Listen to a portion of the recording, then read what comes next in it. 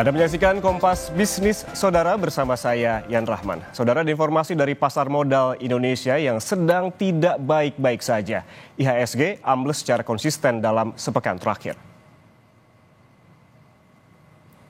Kita lihat data pergerakan IHSG selama sepekan terakhir, Saudara. Pada penutupan pasar modal, Senin sore IHSG ditutup di level 6.648. Ini terkoreksi 1,40%. Penawaran tertinggi di angka 6.742 dan terendah pada level 6.585. Angka ini terendah sejak 2 tahun terakhir. Selama sepekan terakhir, IHSG memang ambles secara konsisten hingga berada di bawah level psikologis 7.000. Bahkan penurunan selama sepekan ini mencapai 5,4%. Nyaris seluruh sektor terkoreksi dengan pelemahan paling dalam terjadi di sektor energi dan infrastruktur. Ambruknya IHSG dalam sepekan terakhir masih didorong tingginya aksi jual asing pada sejumlah emiten blue chip termasuk emiten perbankan. Kemarin dari data RTI Business sebanyak 514 miliar rupiah dijual asing di seluruh pasar. Terparah terjadi pada Kamis pekan lalu, asing mencatatkan aksi jual hingga 2,3 triliun rupiah. Secara global, tertekannya IHSG terjadi setelah pelaku pasar bersikap hati-hati akan kebijakan kontroversial Presiden Amerika Serikat Donald Trump yang memicu perang dagang jilid 2 versus Tiongkok. Sementara dalam negeri, pasar merespons negatif setelah rilis pertumbuhan ekonomi sepanjang tahun 2024 tumbuh 5,03%, melambat dibanding tahun 2023 sebesar 5,05% secara tahunan atau year on year. Saudara, lebih lengkap soal amblesnya IHSG secara konsisten selama sepekan sudah bergabung Kepala Riset Praus Capital Alfred Nainggolan. Selamat pagi, Pak Alfred. Selamat pagi, Mas Yan, Kompas TV. Pak Alfred, kita lihat kemarin IHSG ini turun ataupun terkoreksi sangat dalam ke level di 6.600-an. Dari analisis Anda, faktor apa saja ataupun sentimen apa saja yang terjadi kemarin? Ya, kalau ditanya kita lihat sentimennya apa saja, yang pertama mungkin kita breakdown ya. Kalau kita lihat koreksi hampir sepekan ini tadi seperti yang disebutkan 5,4%, hampir 382 poin ya. Jadi kalau kita lihat saham-saham apa yang menjadi kontribusi terbesar, yang kita lihat memang cukup terlihat bahwa dari grup Barito atau konglomerasi Pragiwaksono Bagus itu menyumbang kurang lebih hampir 50% dari pelemahan indeks kita. Selebihnya disumbang oleh tadi saham perbankan, khususnya tadi ada Bank BRI dan juga Bank Mandiri. Yang kedua adalah saham sektor telco dan batubara. Jadi kalau kita lihat memang sentimennya terkuat, menjadi kontributor sentimen negatif adalah dari saham-saham tersebut.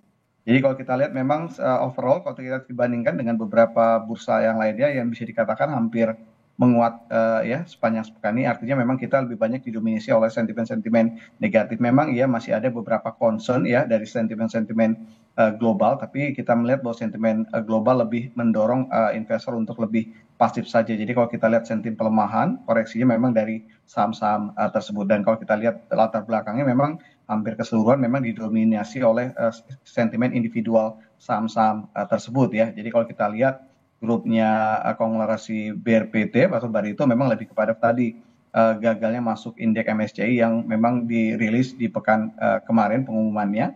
Yang kedua kita lihat sentimen-sentimen untuk perbankan, kita lihat memang ada juga sentimen-sentimen individual ya, seperti misalnya Bank Mandiri yang diturunkan peringkatnya dari salah satu sekuritas asing, dan ini juga mendorong aksi jual.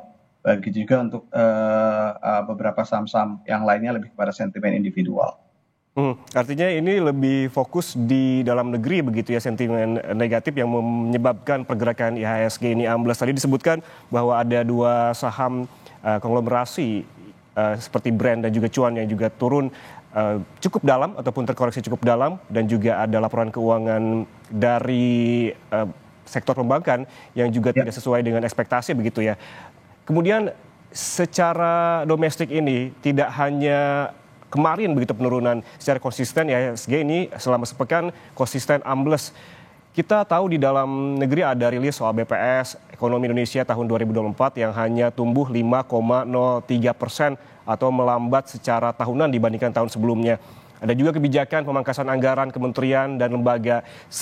Seberapa besar tentunya ini mempengaruhi pergerakan IHSG? Iya, kalau pengaruhnya memang kita lihat sudah mulai dibaca oleh pasar, sudah mulai price in itu memang di awal tahun ya.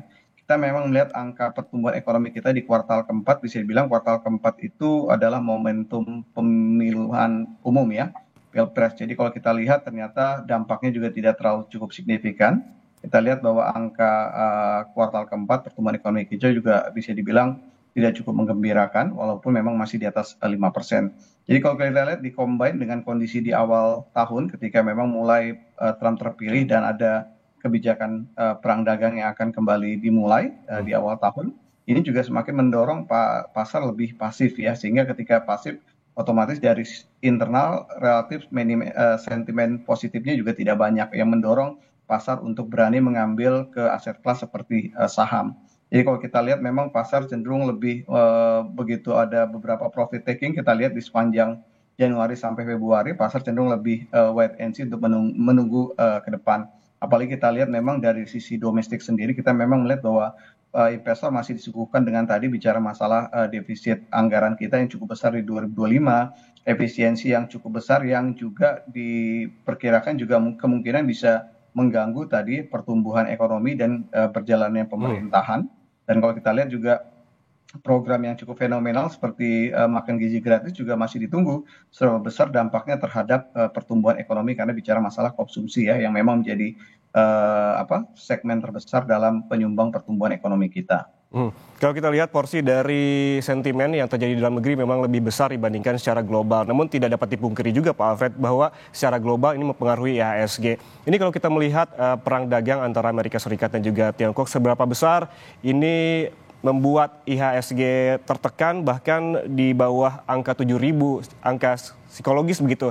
Kita ketahui bahwa pekan kemarin IHSG dan juga rupiah sempat rebound ketika Trump memutuskan untuk menunda tarif baru di Meksiko dan juga Kanada. Namun ini tidak berlangsung lama. Analisis Anda seperti apa? Ya, kalau kita lihat dari pekan kemarin sebenarnya bicara masalah topik perang dagang sudah mulai mereda ya dampaknya terhadap pasar saham. Kita juga lihat di beberapa bursa global tadi seperti saya sampaikan di awal bahwa pekan kemarin bursa global hampir bisa dikatakan mengalami rebound atau penguatan. Artinya memang tadi eskalasi atau dampak terhadap isu perang dagang atau tema perang dagang sudah mulai berkurang.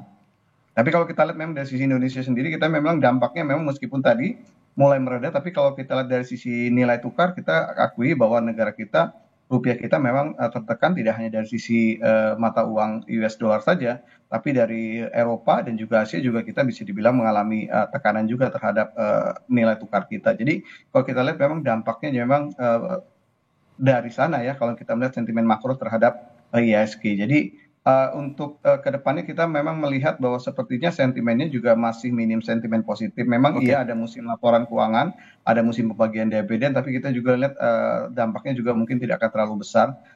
Besar kemungkinan IHSG akan lebih kepada konsolidasi dan berat untuk rebound. Mungkin kalau hari ini kita lihat mungkin akan mengalami rebound ya, tapi lebih kepada technical rebound saja. Jadi artinya bersifat short term, hanya pembalikan arah. Artinya untuk koreksi ke depan masih akan melihat kondisi eskalasi perang dagang yang sepertinya juga masih sulit untuk terselesaikan dalam jangka pendek. Ya, rebound tentunya sangat diharapkan oleh investor ya, terutama hari ini begitu kita melihat hari kemarin yang koreksinya cukup dalam. Proyeksi Anda Pak Alfred, kita melihat dinamikanya begitu banyak di dalam negeri dan juga secara global. Proyeksi Anda selama paling tidak satu semester ini seperti apa di IHSG dan sektor apa saja yang perlu diantisipasi oleh retail? Ya, mungkin untuk yang perlu diantisipasi dari sektor-sektor seperti sektor energi, sektor infra, dan juga sektor telekomunikasi. Kalau untuk melihat sektor-sektor yang cenderung defensif dan juga masih kuat dalam semester ini, kita lihat seperti saham-saham seperti saham berbasis komoditi dan juga consumer good. Jadi kita melihat ya saham-saham itu yang sektor-sektor di saham itu yang relatif masih cukup baik ya. Tadi seperti mining dan juga consumer good.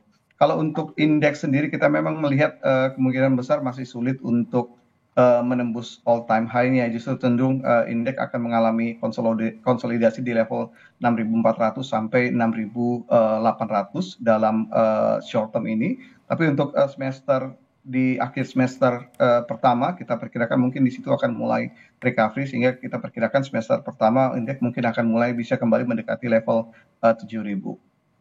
Baik, harapan kita bersama semakin cepat lebih baik begitu ya, di mana indeks harga saham gabungan bisa mencapai melebihi angka psikologis 7.000, dan tadi juga seperti Pak Alfred bilang ada beberapa sektor yang memang perlu diantisipasi oleh retail, seperti juga tadi ada consumer goods dan juga mining. Terima kasih Kepala Riset Praus Capital Alfred Nainggolan telah bergabung bersama kami di Kompas Bisnis. Sehat selalu. Terima kasih.